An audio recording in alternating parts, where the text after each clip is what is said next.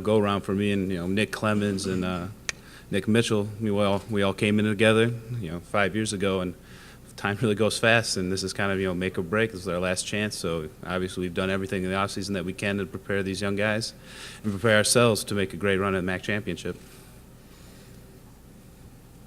No, what's in the water up there in Asia? It turns out some big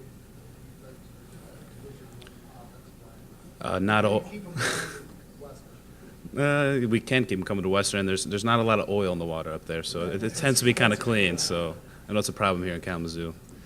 But yeah, I know it's just good work ethic. We got Coach Farley up there, and they do a lot of good things. Obviously Jimmy's dad, Mr. O'Neill, does a great job with the strength and conditioning program, and so they turn out a lot of athletes. You talked about coming in with a couple guys 2 years ago and this being your last chance. But what happened last year? The offensive line having some struggles at times. You just talked about what that did in terms of the mindset and the determination of goals for this year, and kind of the urgency of this being your final season. Well, it really brings everybody closer together. I mean, you look around at Nick, obviously it's kind of easy to say. We'll say Mitch and Clemens. But you look around those guys, and we've been through this. This is our fifth time. This is our fifth go-around. You really know what to expect when you come to a camp and come to a season. And early on, even you talk about last year at the end of the year, and you're going through winter conditioning, going through the summer conditioning, you really have a feel for how the team's going to kind of pan out, and for how the offensive line and everybody's really going to kind of come together, kind of gel when it comes to the season. I really feel like that process and that outlook is really what we expected to be here in the first few days of fall camp even. What have you seen from the line that you like?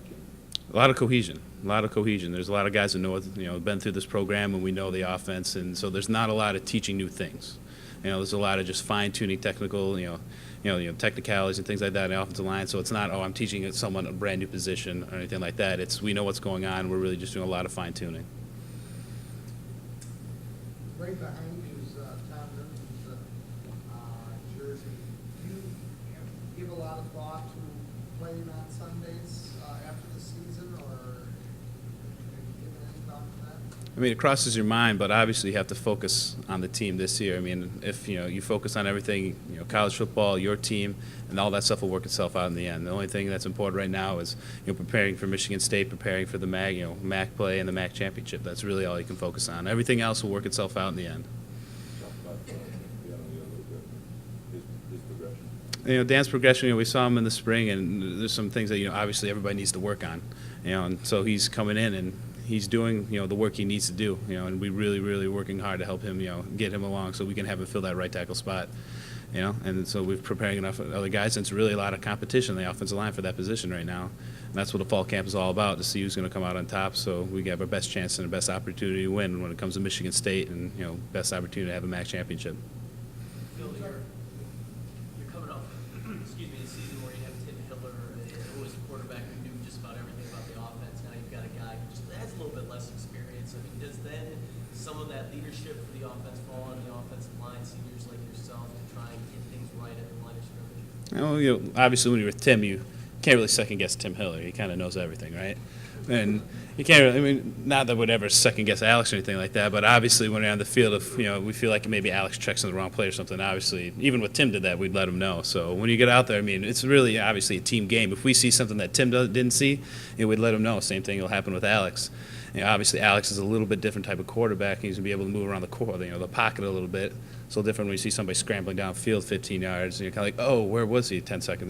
It's a little bit of a different kind of game, but obviously we kind of enjoy it back there, kind of pass blocking. So. How big of an adjustment has been for you guys having that different style of football? It's not been. It hasn't been a huge adjustment as far as say we're not changing schemes or anything like that, but it just have to know sometimes that he's going to be in a different spot. He's not going to be in the pocket all the time. He's going to be rolling out. He's going to be making plays with his feet that maybe Tim didn't make, just by the nature of his athletic ability. So you're looking for maybe a few more. They call them broken plays, but they're not really broken plays. It's just him making plays with his feet.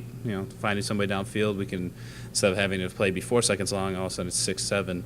You make that secondary, you make that defense work a little harder, get out of position, and it's an advantage for us.